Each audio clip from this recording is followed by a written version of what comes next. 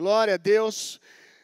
Eu quero ministrar para vocês hoje um tema que alguns dias tem vindo ao meu coração. É algo muito simples, mas extremamente necessário que pensemos acerca desse tema, que pensemos acerca desse assunto. A Bíblia nos orienta a pensar acerca disso. O sábio Salomão nos instrui a pensar acerca disso. O homem mais sábio que já pisou na terra, o homem, né? Porque o homem Deus é mais sábio do que ele, Jesus Cristo, amém? Mas o homem mais sábio que já existiu, ele nos orienta a pensar acerca desse assunto que muita gente tem resistência de pensar. Se ouve falar desse tema, já procura logo uma madeira para bater 3 vezes. Misericórdia, pastor, eu quero uma palavra assim para abençoar a minha semana. Você vem com uma palavra com esse tema. Mas a Bíblia fala que é um ato de sabedoria pensar nisso. E que esse é um dos caminhos para você construir uma vida abundante.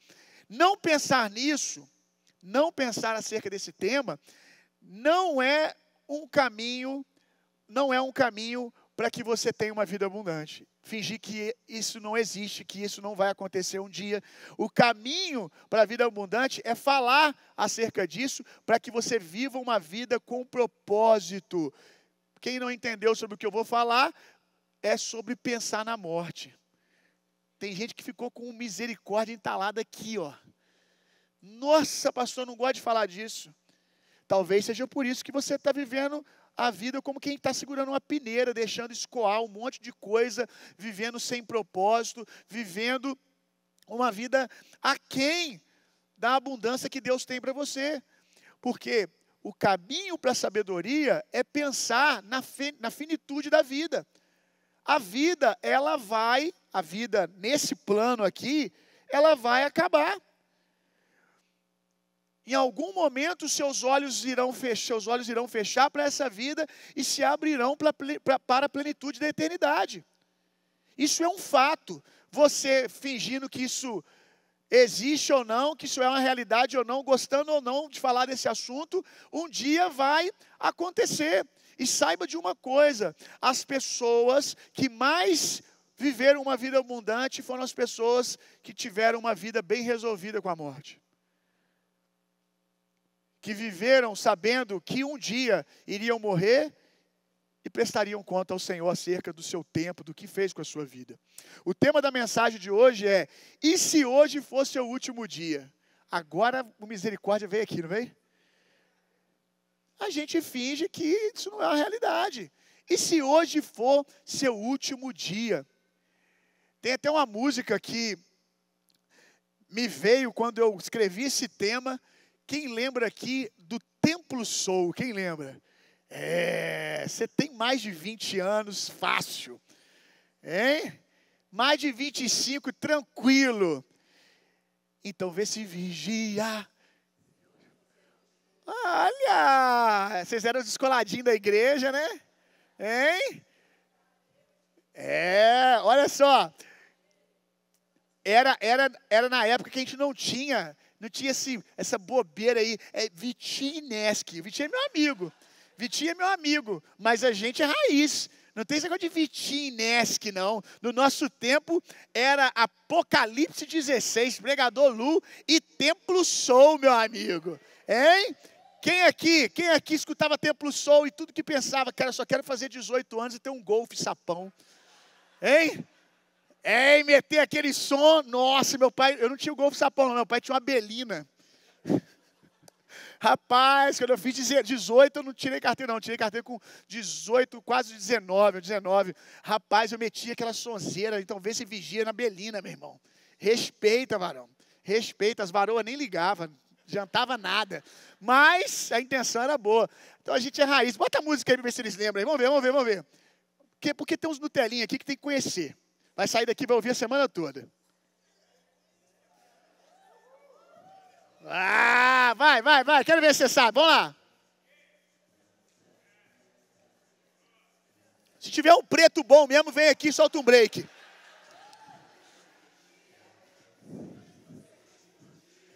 Pessoal, aqui tem história.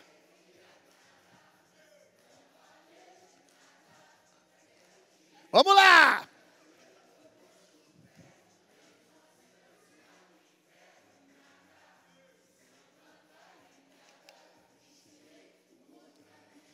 A galerinha daqui sabe até o rap.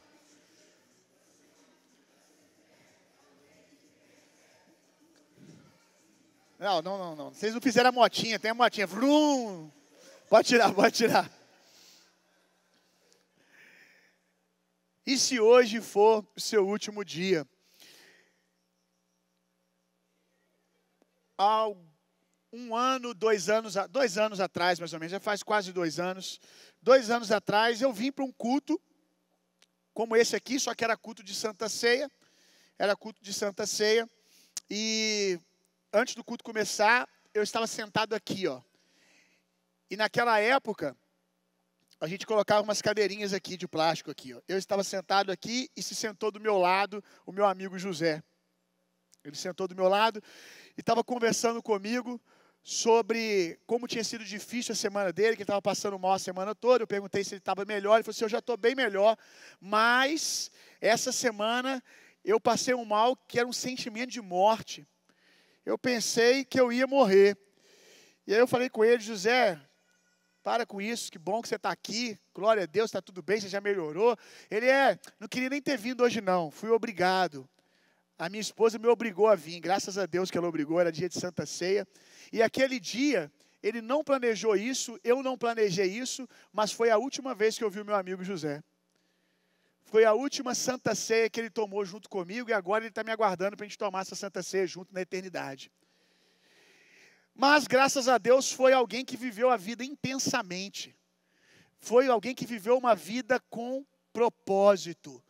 Sempre contente, sempre radiante, cheio de alegria, porque entendia o valor da vida, entendia o que de fato é prosperidade. Ainda mais num tempo como esse, nós temos que falar acerca desse assunto. Em um tempo onde as pessoas estão achando que prosperidade é ficar correndo desesperadamente atrás do pote de ouro no final do arco-íris. Pote de ouro esse que você nunca alcança. O que é o pote de ouro? Quando resolver isso aqui, eu tiver a casa própria, eu vou ser feliz. Aí você conquista a casa própria, aí o pote de ouro salta alguns metros para frente. Aí agora é quando você colocar todos os móveis dentro de casa, é o que está faltando. E você não entendeu ainda que está faltando você ter um lar. E tem gente que tem uma casa de barro e tem um lar, e você, com a casa própria, não tem um lar, só tem uma casa, uma mansão. E aí, quando eu tiver o carro, quando eu receber a promoção, quando eu formar na faculdade, quando isso, quando aquilo, e a vida abundante, o contentamento, a alegria está sempre para frente. Basta alguém conquistar uma outra coisa perto de você, que o seu objetivo muda, agora já é a conquista do outro. As pessoas estão, quando eu encontrar a prosperidade, e não sabem elas que estão deixando a prosperidade escoar pelos seus dedos. O que é prosperidade de verdade? O que é prosperidade? Olha, um homem bilionário, imagina aqui comigo, um homem bilionário de 80 anos de idade, com um diagnóstico médico que ele não passará daquela noite. O médico vai, chama a família para despedir e avisa, seus pulmões estão parando, seu coração está se enfraquecendo, despede da sua família que hoje é o seu último dia. Se houvesse como, se fosse possível, eu quero te fazer uma pergunta, esse bilionário trocaria toda a sua fortuna pelo seu tempo? Por 10 anos seus? Por 20 anos? Eu tenho certeza que ele trocaria todos os seus bilhões, não por toda a sua vida, talvez apenas por 10 anos já lhe seria suficiente. Prosperidade, de fato, não é o que o dinheiro pode comprar, é o que o dinheiro não pode comprar. Isso é prosperidade. E aí eu lhe pergunto, quão próspero você é e não sabe disso, e por isso vive como um miserável. Que só tem talvez dinheiro, que só tem sonhos e objetivos, mas vive como um miserável. não reconhecendo quão rico é. É como se você tivesse uma conta cheia de recurso e não conseguisse ter acesso a ela. É aquele que não entendeu o que de fato é prosperidade. Tem grandes riscos, inclusive, de não conseguir alcançar essas metas e esses objetivos, mesmo correndo com tanta força, mesmo impondo tanta velocidade, mesmo tentando fazer na força do braço, quando estiver chegando lá, talvez esteja cansado demais para desfrutar, porque perdeu saúde no caminho. Ou talvez até alcance o tão sonhado aumento, o tão sonhado grande salário, a tão sonhada conta de milhões. E agora você vai poder realizar o seu sonho de levar o seu filho na Disney. Mas talvez, você possa levar o seu filho na Disney, mas você não tem mais um filho disponível para você levar. Porque você perdeu o seu filho no meio do caminho. Você perdeu o coração do seu filho, enquanto você dizia para ele, hoje não, eu tenho uma meta para bater. Eu tenho um projeto para desempenhar. Hoje não, hoje não, hoje não, hoje não. E agora você tem as passagens para a Disney, só não tem quem levar. Porque o seu filho se distanciou. O seu filho não te reconhece mais como um pai. A sua esposa já não quer mais fazer esse passeio com você, porque ela já cansou. Quantos estão perdendo a prosperidade em nome da riqueza? Em nome desse desespero pelo pote de ouro no final do arco-íris. O que é prosperidade? Prosperidade de verdade é aquilo que o dinheiro não pode comprar. Eu quero te dar alguns exemplos de prosperidade. Todos vocês possuem tempo. Todos os dias o Senhor dá a você 1.440 minutos, todos os dias, para que você use ele com sabedoria. Mas a prosperidade não está só aí. Prosperidade é uma vida espiritual abundante. Uma vida espiritual, dinheiro nenhum pode comprar, meu irmão.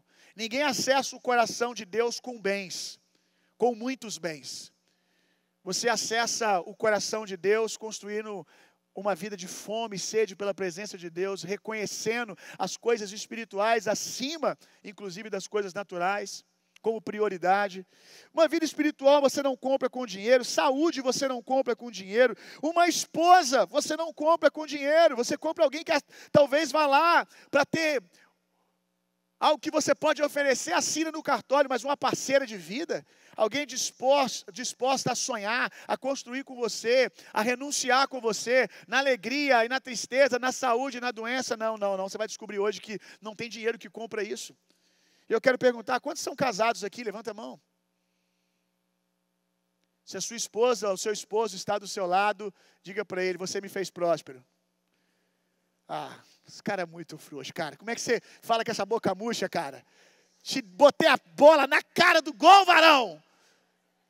Poxa, vira para ela, olha nos olhos dela e fala, você é a minha prosperidade, mulher.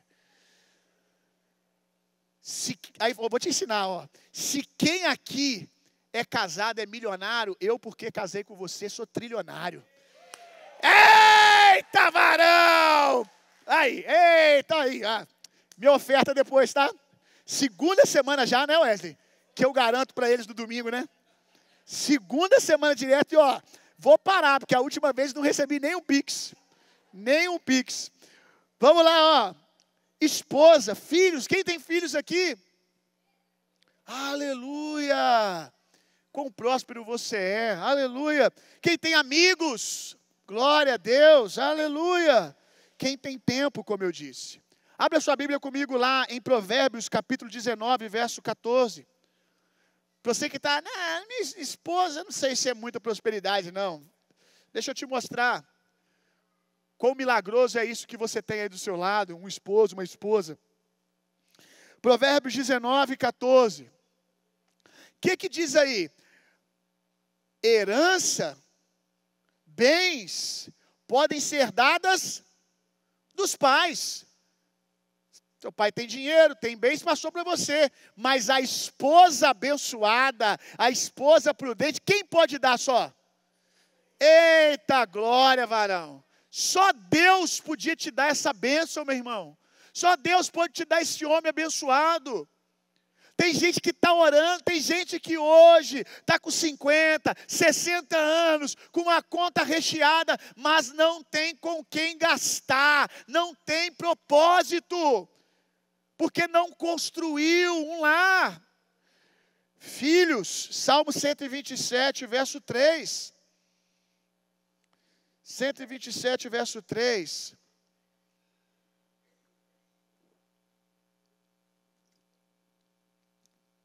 Aleluia.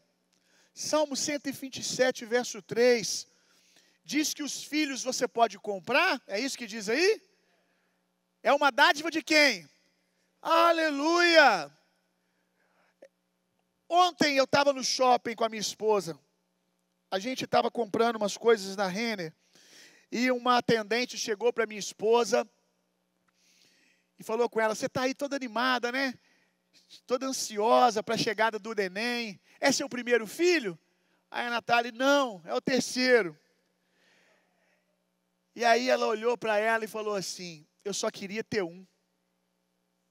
Aí a Natália liberou uma palavra na vida dela. Falei: em nome de Jesus você vai ter. Ela falou: tem 8 meses que eu estou tentando. Vai chegar. Você tem essa bênção? Os que levantaram a mão aqui. Deixa eu te falar uma coisa. Tem gente que já gastou uma fortuna para alcançar aquilo que o Senhor já te deu. E talvez você está murmurando. Talvez você não está percebendo a prosperidade que está aí do seu lado. Jó, capítulo 33, verso 4. Jó, capítulo 33, verso 4.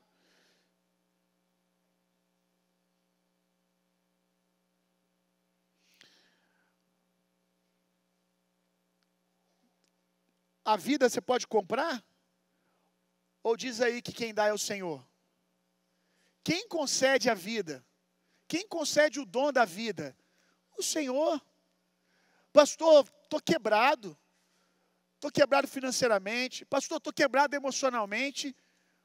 Mas se eu pedir para você puxar o ar bem forte aí, tem oxigênio nos seus pulmões, meu irmão. Tem alguém que trocaria todo o dinheiro que tem, da empresa que deu certo, para poder ter o ar que você tem no seu pulmão. Se o Senhor concedeu a você vida, é porque Ele ainda tem algo para fazer, meu irmão. É porque há poder de Deus para você virar essa mesa, para você ver as coisas entrarem no lugar. Agora você precisa começar a reconhecer o quão próspero você é. Quantas vezes nós nos sentimos desanimados porque nos vemos como alguém desfavorecido? Aí nos falta energia para conquistar, porque a gente olha e fala: não, eu sou muito desfavorecido. Se fica para baixo, fica desanimado, fica frustrado, porque você começa a focar naquilo que está te faltando. Está faltando isso, está faltando aquilo, você vai ficando frustrado, vai ficando desanimado. Meu irmão, comece a pensar naquilo que você tem. Comece a encarar que você é próspero, que não vai faltar energia para você conquistar e para você avançar. Não vai faltar força para você ir na direção daquilo que você precisa construir, quando você começar a reconhecer as bênçãos de Deus na sua vida. Eclesiastes, capítulo 7, nós vamos ver a opinião do sábio. Essa manhã, eu acordei, e quando eu fui meditar, mais uma vez nesse tema, enquanto você abre, três canções saltaram na minha mente. Eu ouvi as 3 hoje de manhã. A primeira foi essa que a gente ouviu aqui. Eu comecei amanhã avivado, ouvindo Templo Soul, Apocalipse 16. Primeira canção foi essa. A segunda canção foi Pais e Filhos, do Renato Russo. É preciso amar as pessoas como se não... Ah, você sabe, né? Como se não houvesse o amanhã. Porque, na verdade, não havia amanhã para mim naquele dia, com o José. E a terceira canção é quando enfim chegar a hora. Um dia a minha hora vai chegar. Aí eu falei de manhã, né? Eu fiquei pensando como é que a minha mente é livre. Graças a Deus eu consegui pensar nessas 3 canções pela manhã, as 3 estavam na minha mente. Renato Russo, Templo Soul e uma música do Inário. Eu falei, graças a Deus, minha cabeça está livre para poder passear nisso tudo. Mas, vamos ler Eclesiastes, vai lá. Eclesiastes capítulo 7, verso 2. E aí pela manhã, outra coisa que me saltou ao coração, lembrei, é isso que eu ia te falar. Pela manhã saltou no meu coração que o sábio fala sobre sabedoria. Eu vou te mostrar isso. O sábio fala sobre sabedoria. O profeta fala sobre... O sábio fala sobre a brevidade da vida, a importância de pensar sobre a morte. O profeta fala a mesma coisa. O guerreiro, o adorador e o discípulo. Olha só, como de ponta a ponta, todos os grandes homens de Deus, as grandes referências de homens de Deus, falam a mesma coisa. Eclesiastes capítulo 7, verso 2. Melhor é ir à casa aonde há luto, que a casa onde há um banquete, pois naquela se vê o fim de todas as pessoas, e que os vivos tomem em consideração. O que ele está falando? Que os vivos, ao estar na casa do luto, pense, considere que eles estão vivos agora, mas que um dia será o último dia. Eu quero te fazer uma pergunta. Vamos para a casa do luto agora. Vamos para um funeral agora. Mas nós não vamos para o funeral de alguém, não. Nós vamos para o último dia da sua vida, para o seu. Eu sei que você quer bater na madeira aí. Está se coçando. Mas se liberta disso, meu irmão. Se liberta desse medo. Já era para você estar bem resolvido com a morte há muito tempo. A morte para você é um last level. É uma subida de nível. É um up. É entrar na plenitude da vida. Não é ir para baixo, não. É ir para cima. Amém? Mas vamos lá. Então é o último dia da sua vida. Aí eu te pergunto, no último dia da sua vida, você está lá velhinho, para acalmar o seu coração. Vou dar um exemplo assim, que você fica mais tranquilo. Você está lá velhinho, o último dia da sua vida, a sua família está ao redor da cama, e o sentimento ao olhar para os seus filhos, olhar para os seus netos, olhar para os seus amigos, é um sentimento de gratidão por ter vivido uma vida abundante, uma vida intencional, uma vida onde você realmente extraiu vida de todas as oportunidades que você teve, das pessoas que estão à sua volta, ou uma partida de arrependimento, onde você vai ficar ali olhando para as pessoas e dizendo, Senhor, se eu tivesse mais 10 anos, eu faria tudo diferente. Deixa eu dizer uma coisa para você, provavelmente vocês aqui todos, eu vou profetizar, têm mais de 10, 20, 30, 40 anos, mas o que de fato isso é relevante se vocês continuarem vivendo a vida de qualquer maneira? Se fosse o último dia e você pedisse mais 10, como você viveria? Vamos lá, pensa aí, por favor. Como você viveria? Você tem 85 anos, 90 anos, e agora você está olhando para o que você está construindo na sua vida hoje.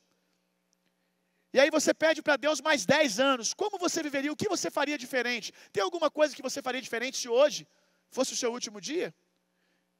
Então pense que o Senhor está te concedendo o dia de amanhã. Provavelmente, seus olhos vão se abrir amanhã. E o que você vai fazer com isso? Continuar reclamando? Continuar murmurando? Continuar ansioso? Continuar inquieto? Ou você vai abrir os olhos e vai dizer, glória a Deus, obrigado por esse dia que o Senhor fez para mim.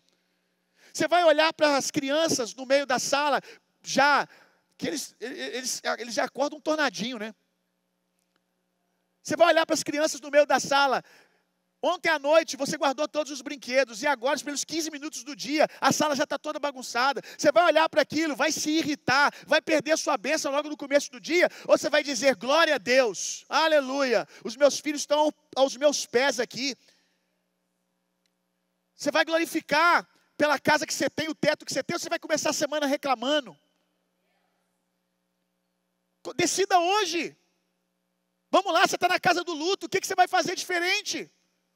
Saia daqui e comece a fazer. Comece a fazer a partir de agora. Deixa eu dizer uma coisa para você.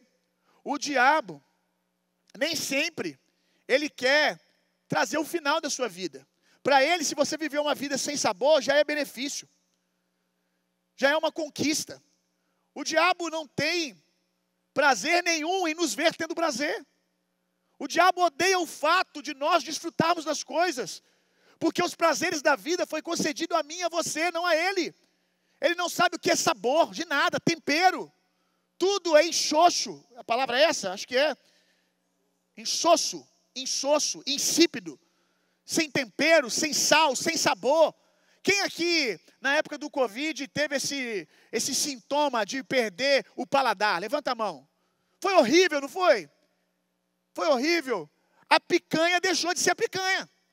Sim ou não?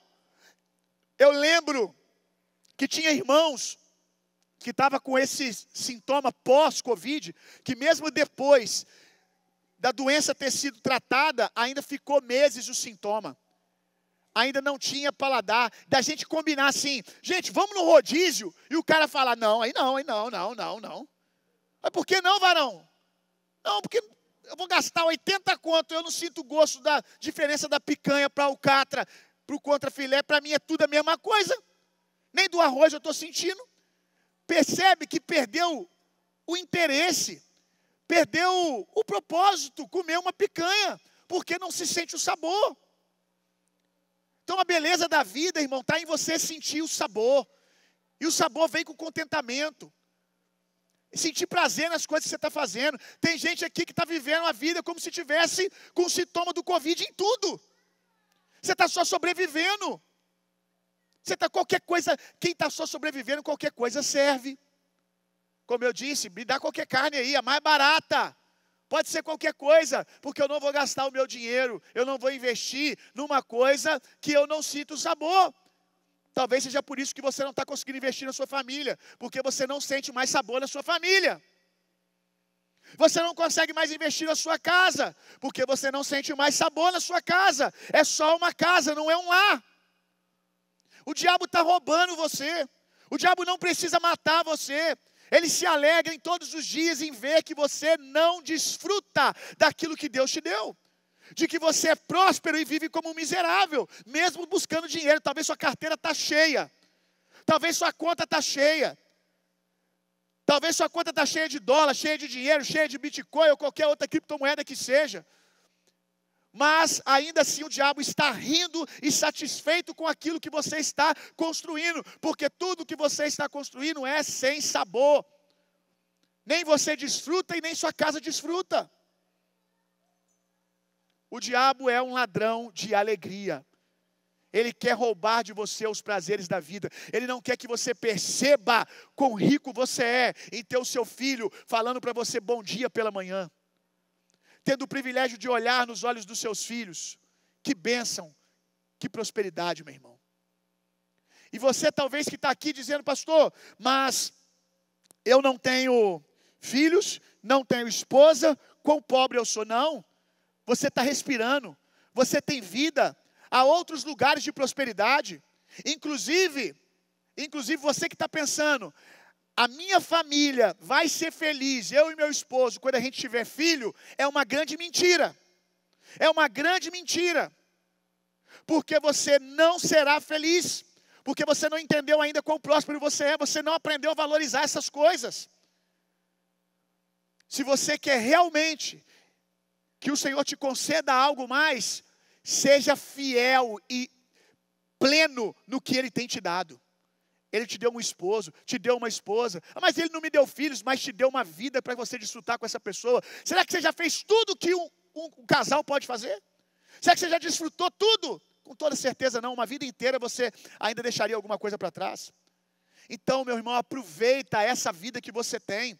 Se o Senhor te der filhos, aleluia, glória a Deus, amém. Mas que não seja para ser feliz. É um peso muito grande para uma criança fazer um homem ou uma mulher feliz. Quem pode te fazer feliz, a alegria vem do Senhor. Se você não conseguiu extrair alegria de Jesus, pode ter certeza, não vai ser um filho que vai resolver o seu problema. Pelo contrário, o problema vai multiplicar, porque provavelmente você fará uma criança infeliz. Porque você não tem um lar e você quer multiplicar.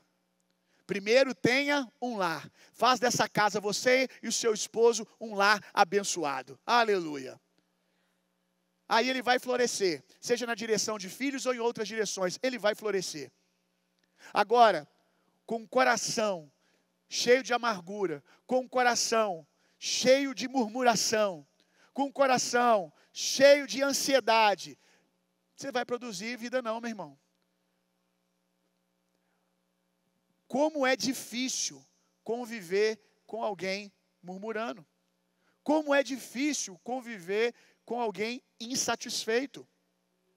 A Bíblia chega a dizer que é melhor para o marido, mas o contrário também é verdade, tá? Porque não é só mulher que murmura não, tem muito homem murmurador. Mas o exemplo que a Bíblia dá, e se você aplica a sua realidade, é melhor você ir morar num deserto, do que conviver com a mulher rixosa, com a mulher que reclama de tudo, com a mulher que está murmurando o tempo todo. É insuportável. Por quê? Porque murmuração não produz vida, produz o contrário, produz morte. Murmuração extrai vida do outro. A murmuração não é só alguém amargurado, ela amargura o outro. Ela insatisfaz o outro. Ela não está feliz, a murmuração não está feliz em só você não ter sabor na vida. A murmuração, ela se incomoda com a alegria do outro. Ela quer arrancar a vida do outro. Enquanto todo mundo no ambiente não estiver insatisfeito, a murmuração não está feliz. Por isso que é melhor pegar e construir uma casa lá no deserto. Se a mulher murmuradora produz isso no marido ou o marido da mulher, imagina como que essa criança, se pudesse, ela não saltaria para outro lar. Que você quer gerar num ambiente desse. Resolva com aquilo que o Senhor te deu. Deixa eu te dizer uma coisa, você não pode dar a Deus o que você não tem. Você pode dar a Deus o que você tem. Esse papo de, que se o Senhor me der um filho, eu vou dar ao Senhor. Não, dá um filho ao Senhor quem deu a família, quem deu a esposa, quem deu o casamento. Porque se o Senhor me der, eu vou ser feliz, eu vou dar minha vida para o Senhor. Não, você só pode dar a Deus o que você tem. O que você tem é o que está aí agora. O que você tem? Você tem uma esposa? Você pode dar isso para Deus. Você está solteiro? Você pode dar sua solteirice para Deus. O que você tem hoje?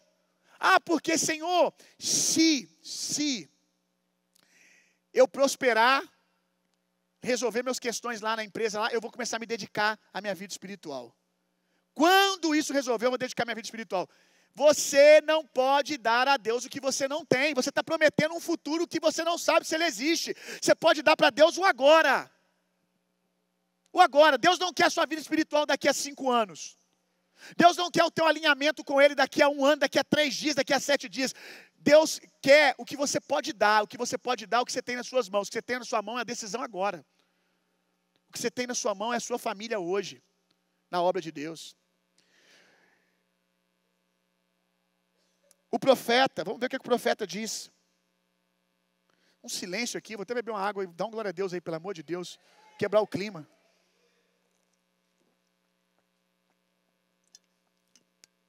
Isaías 40, verso 6. Olha o profeta. Então assim, pastor, que isso? Isso aí não é papo espiritual. Fala isso não, pastor, isso é um papo muito natural, muito raso. O profeta, vamos ver o que o profeta tem para dizer. O profeta Isaías.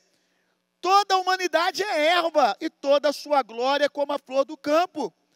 A erva seca e as flores caem, soprando nelas o hálito do Senhor. Na verdade, o povo é como a erva. Passa. É o profeta que está dizendo. Então, como que eu vou viver uma vida cheia de Deus? Como eu vou viver uma vida intensa? Entendendo que a vida passa e eu tenho que ser intencional agora. Porque tudo que eu vivo nessa vida é uma semeadura na eternidade. Imagina que essa vida é um campo onde você está plantando ou não. Você tem que decidir começar a construir uma vida espiritual agora. Você tem que começar a ter uma vida de oração agora. Tem gente que está investindo em tudo, na bolsa, em cripto, em setor imobiliário. Eu quero saber se você está investindo na eternidade, irmão. Porque eu não sei se o Bitcoin vai subir. Estamos aí orando, aleluia, quem mais? Mas o seguinte, meu amigo, se o Bitcoin vai bater 130 mil, se vai bater 140 mil, é só para essa vida, meu camarada. A verdade é que quando você saca o Bitcoin, você saca e investe na eternidade, na vida de pessoas, você abençoa o reino de Deus, você vive uma vida espiritual com o seu dinheiro, porque na plenitude da eternidade, quando seus olhos fecharem aqui e abrir lá, aí você vai ser levado numa sala, é figuradamente o que eu estou dizendo, tá? Você vai ser levado numa salinha e vai dizer, aqui está sua conta.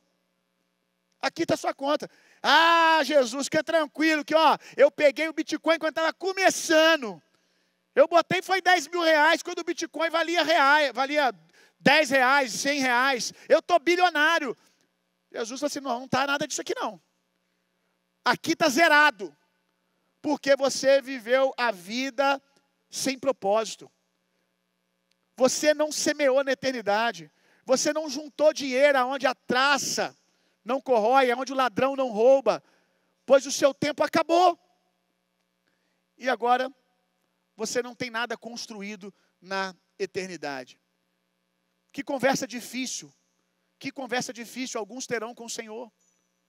Que conversa difícil, onde terão que explicar o que fizeram com as riquezas que Deus deu. Eu não estou falando de dinheiro só não. Estou falando de tempo.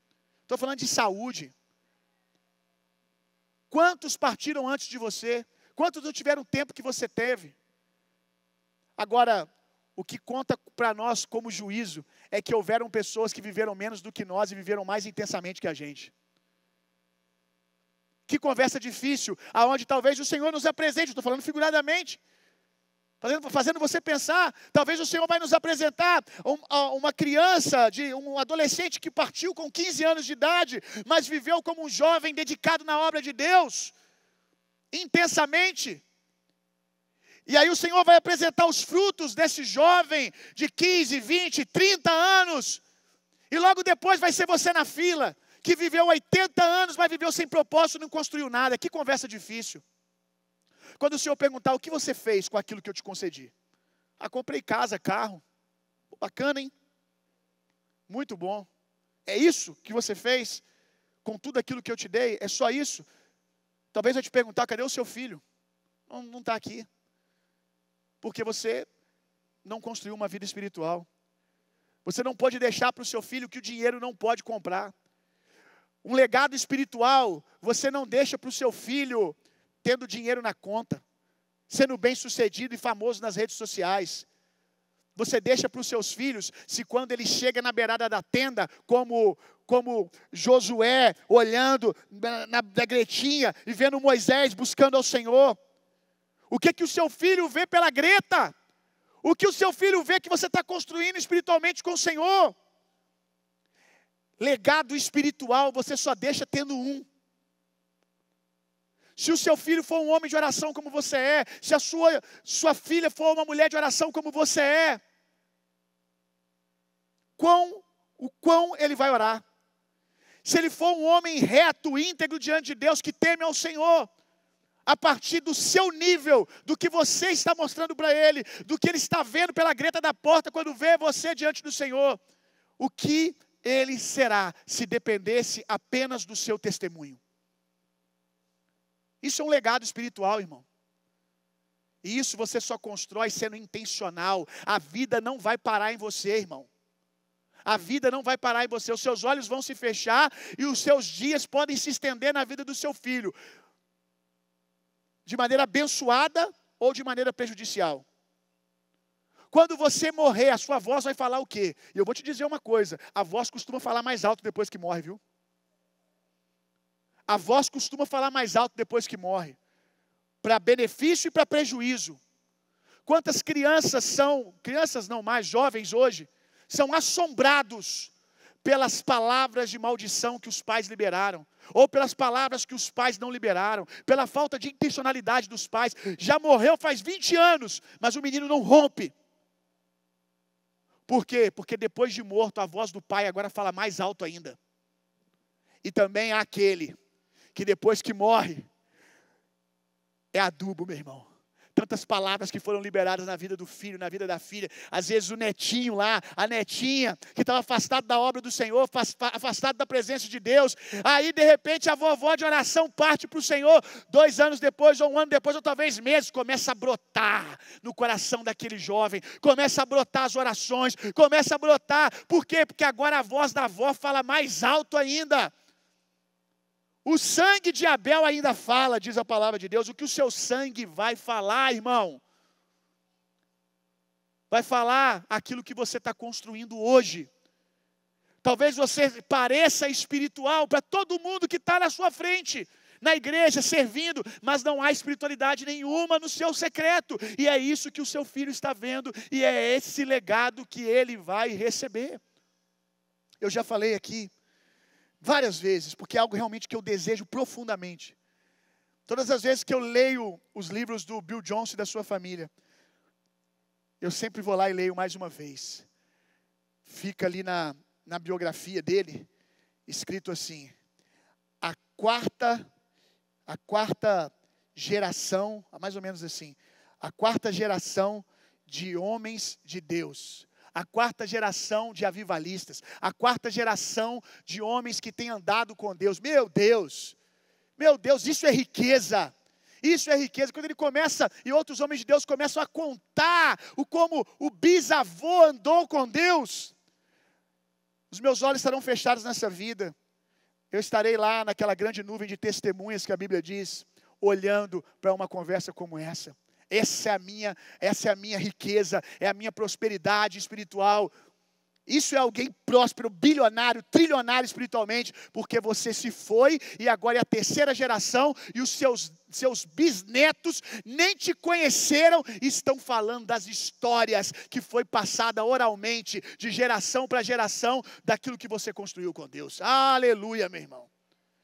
O que os nossos filhos vão falar do que nós estamos construindo agora?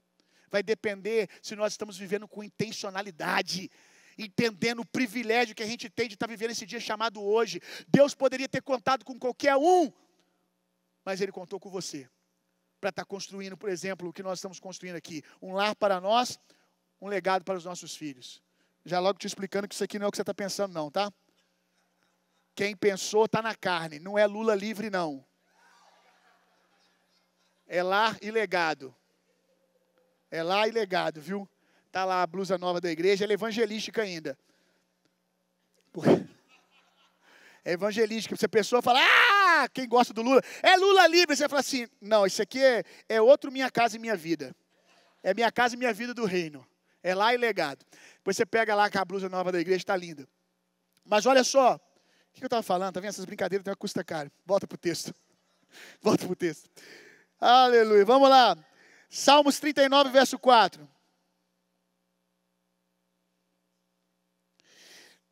Salmos 39, verso 4.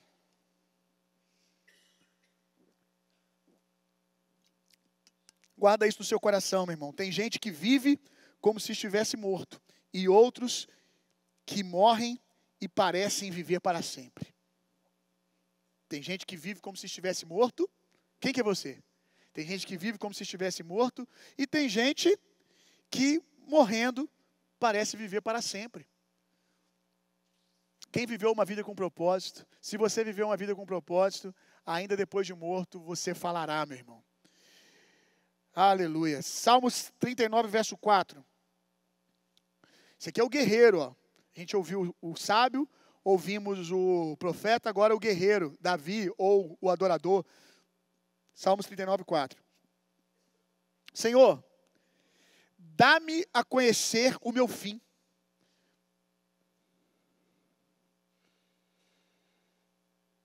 Deixa eu achar aqui de novo. Senhor, dá-me a conhecer o meu fim. E qual é a soma dos meus dias, para que eu reconheça a minha fragilidade. Pensar na brevidade da vida vai guardar o seu coração da arrogância, da prepotência, de uma vida desperdiçada, sem propósito. Vamos ler de novo? Senhor, dá-me a conhecer o meu fim e qual é a soma dos meus dias, para que eu reconheça a minha fragilidade. Deste aos meus dias o comprimento de alguns palmos. A tua presença no comprimento de alguns palmos, a tua presença. O prazo da minha vida é nada.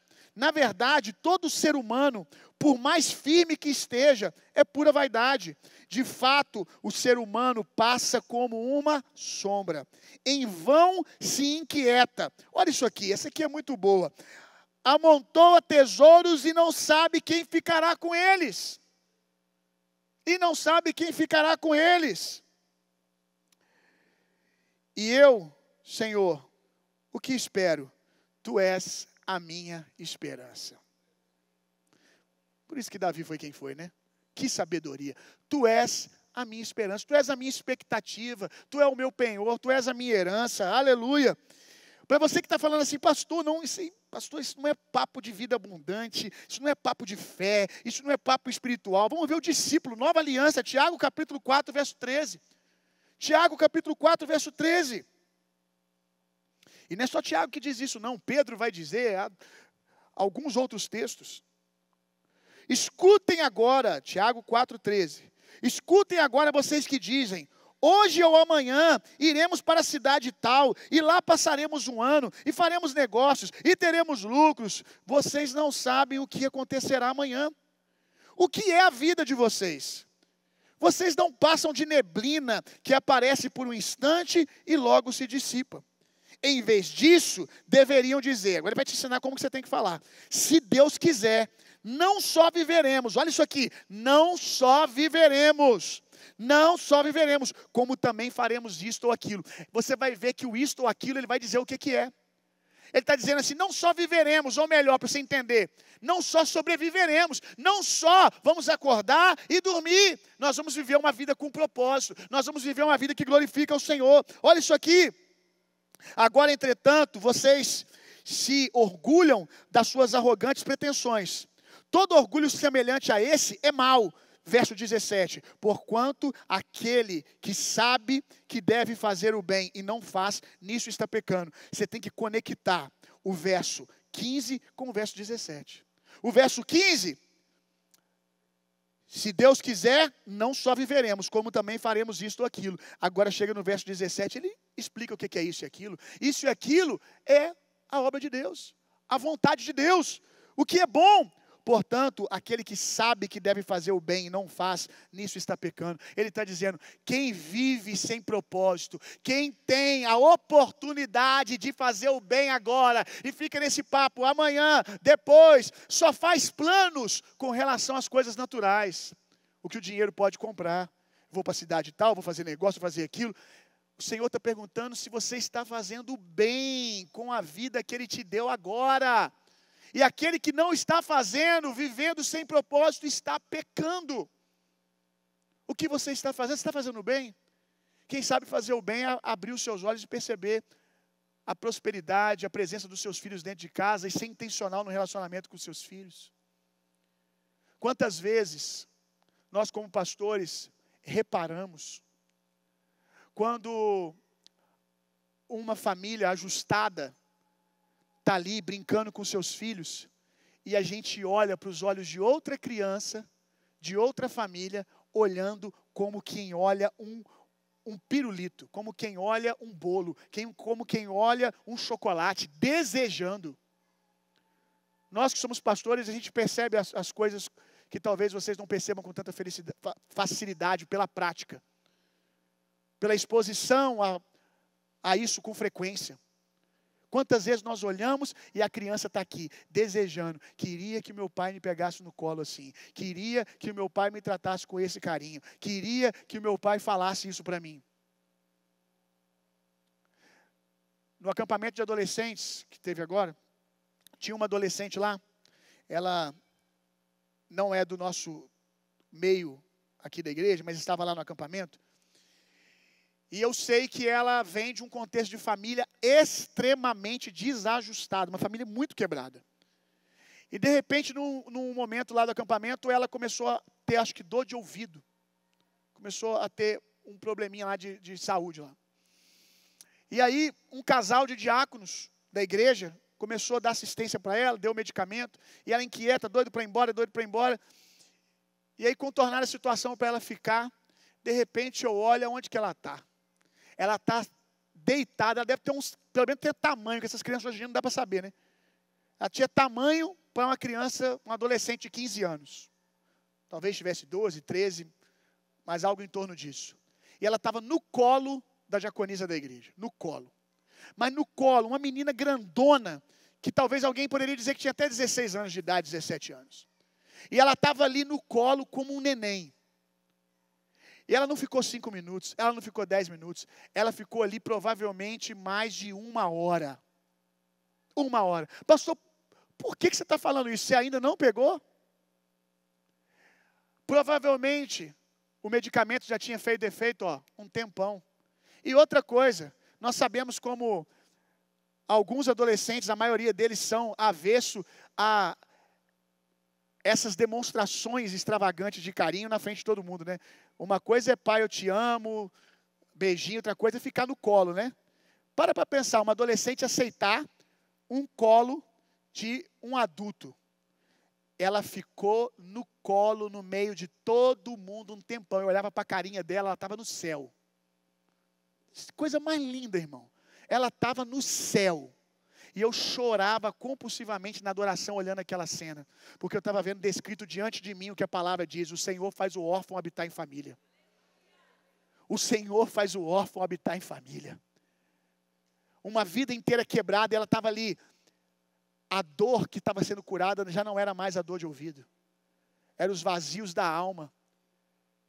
Era a falta de um pai, de uma mãe que desse colo quando ela era uma criança. E agora com 15, 16 anos, ela talvez está experimentando isso a primeira vez na vida dela. Glória a Deus que o Senhor manifestou alguém naquele dia para fazer isso. Mas, meu irmão, que ninguém precise fazer isso pelo seu filho, pela sua filha, pela sua casa. Que ninguém precise manifestar a paternidade de Deus pela sua ausência. Que você entenda o privilégio de ser expressão da paternidade de Deus, de família para o seu filho e para a sua filha. Seja intencional, beije essa criança. Vai chegar em casa, deixa os problemas da porta. Aproveita, curte. Essa criança que hoje está no seu colo, que fala um monte de palavra errada que a gente acha bonitinho, né? Que fala um monte de coisa fofinha, daqui a pouquinho está falando tudo certo, e o que passou, passou. A pergunta é, você vai olhar para trás e vai sentir aquela boa saudade, que delícia aquele tempo. Ou você vai sentir remorso. Acabou, por que eu não aproveitei? Por que eu não desfrutei? Qual o sentimento que você vai sentir? Você vai esperar você perder a sua família, porque vive a vida de qualquer maneira? Valorize essa mulher, valorize a sua casa, valorize os seus filhos. Se coloca de pé no seu lugar.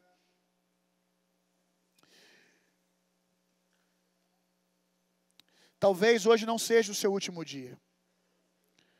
Mas pode ser o último dia que você vai viver uma vida do jeito que você está vivendo até agora. Vou dizer de novo. Talvez hoje não seja o seu último dia. Mas precisa ser o último dia que você vai viver a vida do jeito que você está vivendo até agora. Você precisa sair daqui milionário, irmão. Você precisa sair daqui trilionário. E aí não vai te faltar saúde, contentamento, saúde para você construir coisas que provavelmente Deus tem muitas delas para você mesmo. Tem coisas que foram profetizadas pelo Senhor que Ele quer fazer, quer que você se torne alguém bem-sucedido, quer que você conquiste isso, aquilo. Amém, amém. Mas você só vai conquistar isso se você for fiel no pouco. E o pouco que Deus te deu é muito, irmão. É o que pessoas dariam tudo que tem para ter. Aí não vai faltar vida. Nós estamos falando aqui contra os males dessa era, meu irmão. Talvez nunca houve uma era, talvez não, com toda certeza nunca houve um tempo de pessoas tão adoecidas emocionalmente, tão ansiosas, tão inquietas, tão amarguradas, tão ressentidas, tão infelizes, tão entristecidas, tão depressivas como nesse tempo. E o caminho para a vida é reconhecer que você tem vida. O caminho para uma vida abundante é começar a administrar bem o que o Senhor te concedeu hoje. Amanhã, na segunda-feira, eu não quero pensar que você vai acordar amanhã reclamando. Você vai acordar amanhã murmurando. Glória a Deus. Glória a Deus que você tem um dia, quando você acordar amanhã, as misericórdias do Senhor se renovaram. Você acordou de manhã e Deus é seu amigo. Deus é seu parceiro. Deus está pronto para trabalhar junto com você. Aleluia. Ah, mas falta isso, falta... Não, nós não estamos falando do que falta. Nós estamos falando do que você tem. E reconhecendo o que você tem, você vai conquistar o que falta. Eu quero que você, talvez pegue o telefone e libere perdão para alguém. Qual foi a última vez que você disse eu te amo para sua mãe? Talvez quem nasceu num lar funcional, uma fala como essa soa como desperdício de tempo na mensagem. Fazer um apelo para que alguém diga eu te amo para uma mãe, para um pai. Mas quem cresceu num lar disfuncional sabe o quão difícil é isso. Talvez um lar onde o pai e a mãe foi presente, mas não tinha essas celebrações de sentimento, essas trocas de afeto.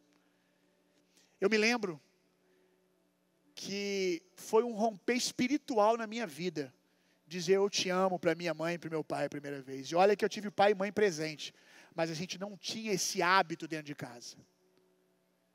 E eu descobri o quanto isso era importante quando eu vi a dificuldade que eu tinha para fazer. Eu lembro que eu chegava num culto como esse, eu ensaiava. Hoje eu vou chegar, que palavra difícil de dizer para mim naquele momento. Hoje eu vou chegar em casa, vou olhar nos olhos da minha mãe e vou dizer, eu te amo. Aí eu abri, ela falava, Sussão, olha menino. Olha, a tia Gorete facilitava não, que é brava, nordestina, brava. Às vezes o dia estava tudo tranquilo, tudo ótimo. Ainda assim, eu chegava na cozinha. Comida tá boa, né, mãe? Obrigado. Rapaz, eu não sei se essa é a experiência de alguém aqui, mas eu ensaiei isso dezenas de vezes, estou falando sério, dezenas de vezes. Eu orava no caminho e não saía. O dia que eu olhei nos olhos da minha mãe a primeira vez, eu falei, mãe, eu nunca te disse isso, mas eu quero dizer para a senhora, eu te amo. Meu Deus, meu irmão. Que romper no meu relacionamento com a minha mãe, que era quebrado, que se iniciou. Hoje minha mãe é diaconisa da igreja.